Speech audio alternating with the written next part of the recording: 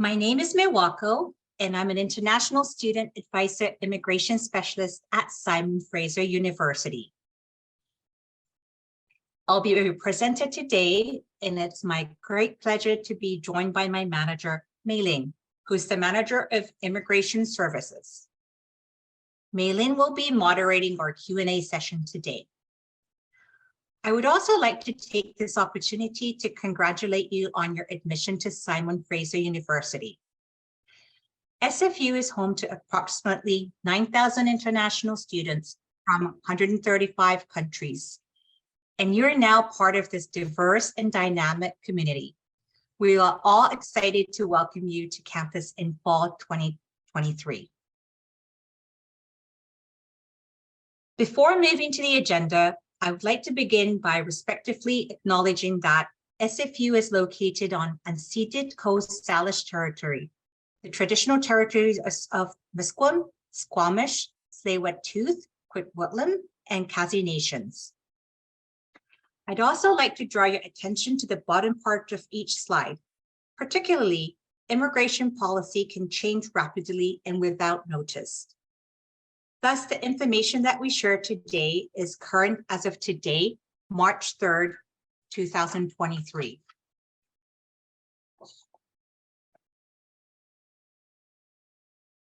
During our session today, we'll be covering the following topics.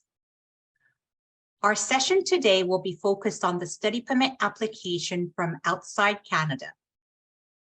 We'll be covering the general guidelines and documents for the application for all applicants. Please be advised that we'll not be discussing country-specific instructions or the student direct streams that are available to selected country of citizens. I also see some applicants that are already in Canada. While we only be covering the outside Canada process today, the documents required for inside Canada are similar, so hopefully you'll find the information helpful. Our goal is for you to have a good understanding of the proper immigration documents that are required for your study in Canada. We also want to ensure you are familiar with the process and you are fully prepared and ready to submit a complete and strong application package. International students coming to Canada must have the following documents to legally enter and study in Canada. You'll need either an electronic travel authorization or a temporary resident visa to enter Canada, and a study permit is required for all international students studying at SFU in a program 6 months or longer. Electronic travel authorization, often referred as ETA, is a document that is required for visa-exempt travelers. You do not have to submit a separate application, but an ETA will be issued along with your study permit approval. Temporary resident visa, often referred as TRV, is required to enter Canada for citizens of visa-required countries. You do not have to submit a separate application, but once your study permit application is at the final stage of assessment, you'll be asked to send your passport to the Visa Application Center, and a TRV will be stamped on your passport. Please be noted that ETA or TRV is not required for U.S. citizens or lawful permanent residents of the United States. Now let's look at the travel documents and immigration documents required when arriving in Canada. You'll need a valid passport or travel document that verifies your identity and nationality. The validity of the study permit or any immigration documents may not go beyond the passport validity date. Please make sure to check your validity of your travel documents when preparing your study permit application.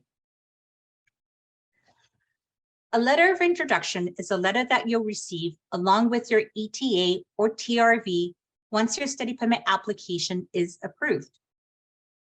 This letter would include your name, confirmation your study permit has been approved, and the validity of the letter of introduction. You must enter Canada before this date and bring this letter with you when traveling to Canada. The study permit will be issued at the airport or port of entry. The final decision to issue you a study permit will be made after an examination by an officer in Canada. Before diving into the details of the study permit application process, I'd like to share with you an overview of the application process so you have a good idea of how it works. The first step is to create an online account through the Immigration, Refugees and Citizenship Canada IRCC website. You'll be asked to answer some questions, which will prompt the system to create a document checklist based on your answers. Once you complete the forms, gather all the required documents, you can make the payment and submit the application. You should receive an acknowledgement of receipt letter and file number upon submission. You'll need to wait for instructions from IRCC, such as request for biometrics, medical examination, and for visa required travelers, passport request. Once the final decision is made on your application, a letter of introduction, ETA or TRV, will be issued. We highly recommend you book a flight ticket after you receive this confirmation from IRCC. As explained earlier, the study permit will be issued at the airport or port of entry. Once the study permit is issued, we encourage you to check the details on your documents to ensure that information is correct. If you find any errors, please ask the officer to reissue the document before you leave their office.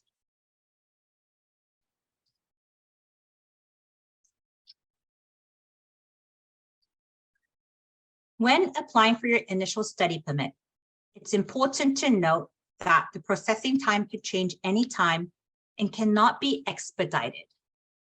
Since fall intake is the busiest time of the year, we strongly encourage you to apply as soon as you receive your letter of acceptance from SFU.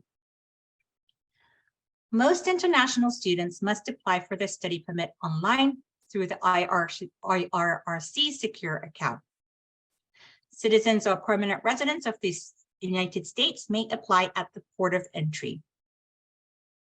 We have listed the mandatory documents as well as some other documents that may apply to you.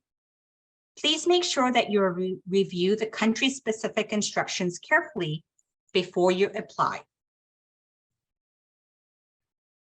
Here, we've included the steps you need to take to review the visa office instructions for your country or residence, which we hope you find helpful. Depending on your circumstance, you may request for other immigration documents. A co-op work permit is required for students with mandatory co-op terms. If your program has a mandatory work component, it should be indicated in your admission letter. During the application process, you'll be asked, is your work an essential part of the studies? Please make sure you answer yes to this question. If you miss this step, your co-op work permit will not be approved along with your study permit. If your program does not include work experience, you may still apply for a co-op work permit inside Canada upon acceptance to a co-op program. If you're applying for a study permit or open spousal work permit for your spouse, a common law partner, or study permit or visitor record for your family members, this could be done through your IRCC Secure account. You do not have to create a separate account for your family members.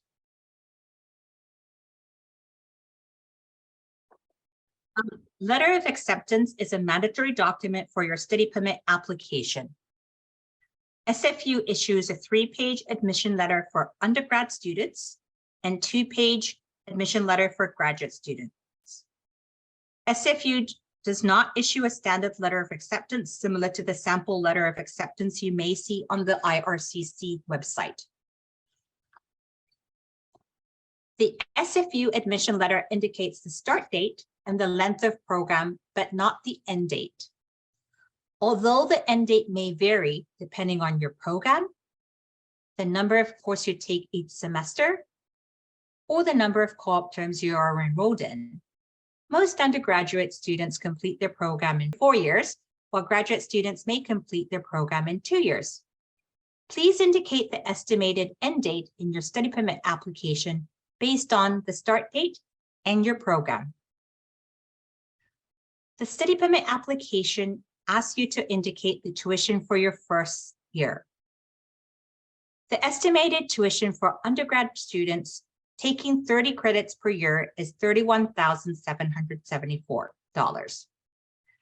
The estimated one-year tuition for graduate students is indicated in their letter of acceptance. One of the most important documents for your study permit application and commonly asked questions by our newly admitted students is the proof of funds. The immigration officer assessing your application must be satisfied that you have sufficient funds to cover your tuition and living expenses while you're in studying Canada without working in Canada. In your initial study permit application, you must demonstrate you have first-year tuition and minimum $10,000 living expenses for a single applicant. If you are coming to Canada with your family members, you need to show an additional $4,000 for spouse or common law partner, and additional $3,000 for each child. It's important to note that this is the minimum sufficiency requirement, and although IRCC only requires you to show sufficient funds for the first year, they must also be satisfied with the likelihood of continuing funding throughout your program.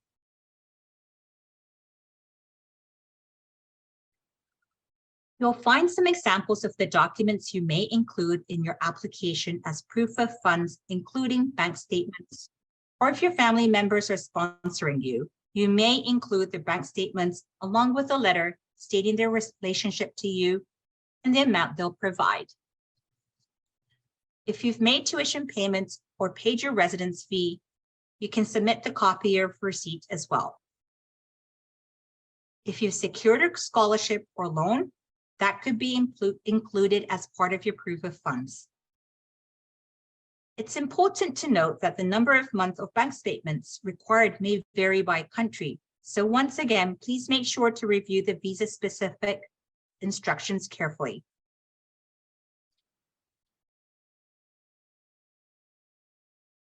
In this section, we have included the commonly asked questions from our newly admitted students when completing the study permit application form. Please refer to this section when completing the application form.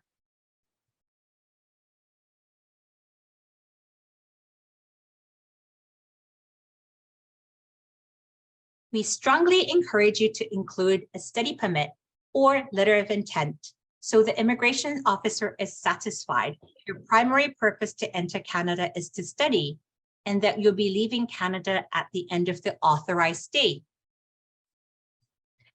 Explain why you wish to study in Canada in the program of which you have been accepted. You may include things such as the quality of life in Canada, the high standard of the education system, the benefits of being immersed in a multicultural society. What is your overall educational goal? Why are you pursuing your education in Canada versus a similar program in your home country, which may be more reasonable? You may want to explain how studying at SFU can help you academically, how it can build your career and grow as a person. Solid comparison between Canada and your country may strengthen your application as well. You may also state the advantage of you obtaining a degree in Canada and how that can open more opportunities in your home country. As a study permit application is a temporary resident application, you are expected to demonstrate your ties to your home country and that you have good reasons to return after completing your studies. You may talk about your family, assets, and properties, or a job offer upon return. Some international students may be considering working or immigrating to Canada upon completing their program. While due intent is perfectly legitimate, it's not advisable to discuss it in your study permit, as your main objective is to study in Canada and achieve your educational goal. It's important to note an immigration officer handles hundreds of applications and will only have few minutes to read your study plan and determine your eligibility. Therefore, we recommend you to keep it concise and summarize it in 1 page if possible, and 2 pages at max if needed. You may include documents to support your study permit or letter of intent to strengthen your application. We have listed some documents for your reference, which we hope you find helpful.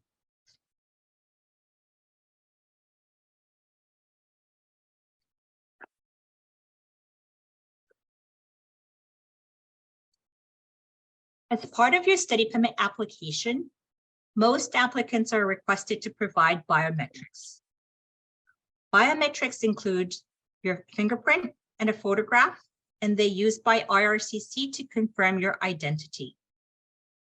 If you're required to provide biometrics, you must do so within 30 days of receiving the biometrics instruction letter. You must book an appointment at the nearest visa application center. Once you complete the process, your IRCC secure account will be updated. Please be noted that citizens and permanent residents of the United States are exempt from providing biometrics. Depending on your country of citizenship or residence, you may be asked to go for a medical examination. Applicants working in healthcare settings or working with children or elderly are also asked to undergo medical examination. You may book an appointment with an IRCC-approved panel physician before you submit your application or after you receive a medical examination request from IRCC. However, we strongly encourage you to undergo an upfront medical examination to minimize the processing time.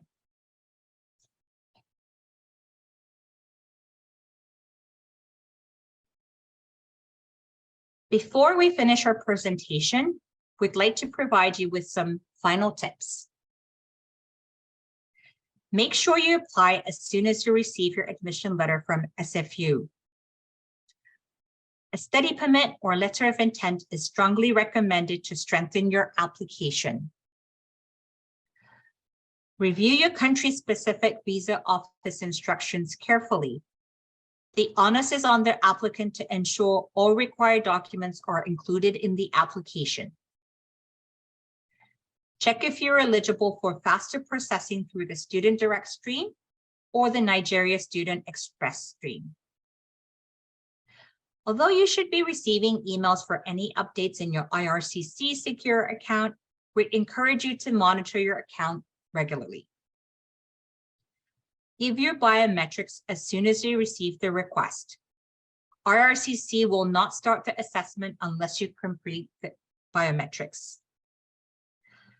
If your circumstance changes, such as change of address, deferring your start date, or you'd like to provide additional documents, such as evidence you met the condition on your letter of acceptance, you may inform IRCC through the IRCC web form.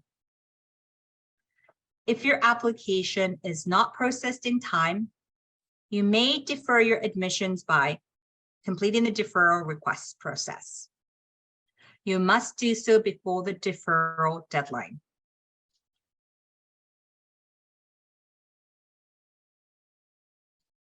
Finally, if you're looking to connect with an international student advisors for questions about your immigration documents, work eligibility, medical insurance, travel restrictions as an international student, you may reach us in a number of ways, including email, virtual or in-person appointments, virtual drop-in, and phone advising.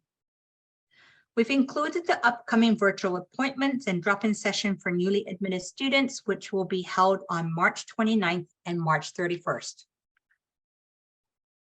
Another great resources, and probably the first one I would strongly encourage you to access when you have questions, is our website, where you can find the answers to most common questions. These are available 24/7. So we always recommend these self-guided resources as a first step to getting your questions answered. I also included a barcode there, which you can scan using your phone, and you can bookmark this so you can view it later. That concludes my presentation, and we'll now move to the Q&A session. For those that are watching the recording of the presentation, thank you for joining us at Study Permit Outside Canada workshop. I'll end the recording now.